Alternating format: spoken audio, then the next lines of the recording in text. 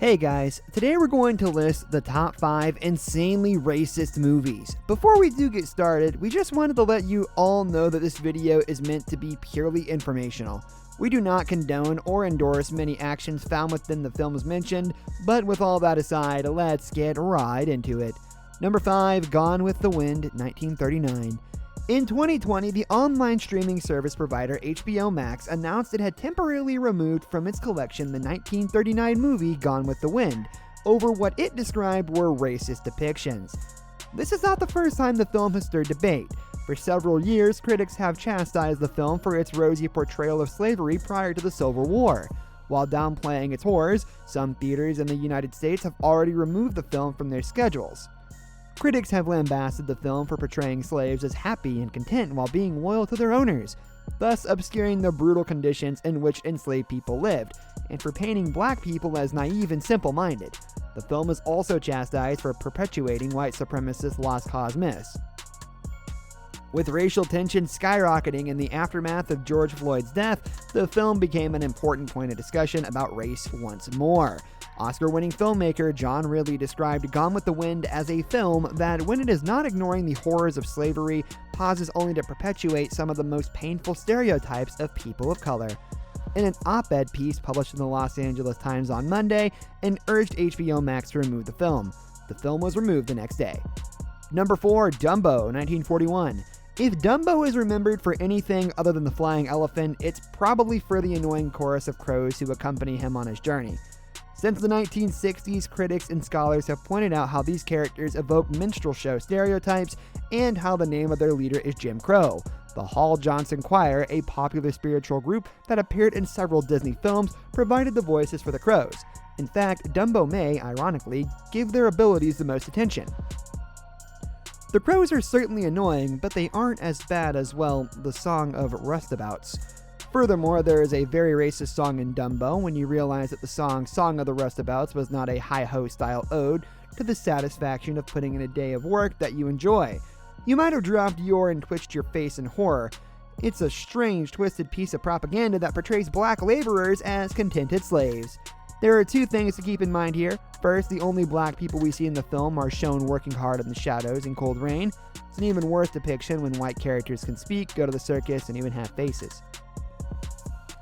Number 3, Song of the South, 1946. Song of the South has long been chastised for its deplorable stereotypical portrayals of African Americans and upbeat depictions of post-slavery black plantation life. Disney's executive chairman, Bob Iger, has buried the film in the vault and has refused to release it. In fact, the film has never been released in the United States on any home format, from VHS to Laserdisc to DVD to Blu-ray to digital, and Song of the South is not available on Disney's hugely successful streaming service. In 2020, Disney announced that the Splash Mountain theme park ride would no longer feature characters from the film or the film's Oscar-winning best song, Zip-a-dee-doo-dah, and would instead be rebranded as a Princess and the Frog-themed attraction. Whether or not the Song of the South is historically, socially, or educationally significant is a contentious issue for scholars, activists, and cultural critics, particularly in the black community. Number 2, White Dog, 1982. This film, which Paramount deemed too controversial for release, is about an unnamed German Shepherd who is trained to attack black people by his previous racist owner. After nearly running over the dog, a young woman adopts him without realizing this crucial fact. The dog goes on an African-American killing spree, and the woman's boyfriend, who is black, tries to cure him of his trainer-caused mental defect. In the end, the dog is accidentally trained to start killing white people instead of black people and is shot. The film rights were purchased by NBC for an edited TV broadcast, but the plan was scrapped after the NAACP advertisers and viewers were outraged. To be fair, the film was intended to be an examination of racism as a mental illness, but that message was lost. Number 1, The Birth of a Nation, 1915. 100 years after its release, The Birth of a Nation continues to captivate and horrify audiences. The film is as perplexing as ever, brilliant and repugnant at the same time. Although groundbreaking in its use of innovative cinematic techniques, it is marred by its overt racism. But for all its magnificence, the troubling racism that leaps off the screen is unavoidable in any assessment of The Birth of a Nation. Ellen Scott, author of the just-published Cinema Civil Rights, said, "The film is one of the most racist films ever made, maybe the most racist film ever made." She then added, "This film actually depicts lynching as a positive thing. The politics of the film was essentially to say certain black people are worthy of being lynched. In that sense, it's extremely racist."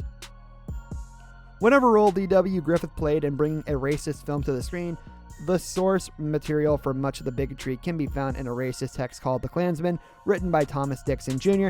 However, the film's racism was heightened because critics and film historians praised it for its brilliant use of cinematic techniques.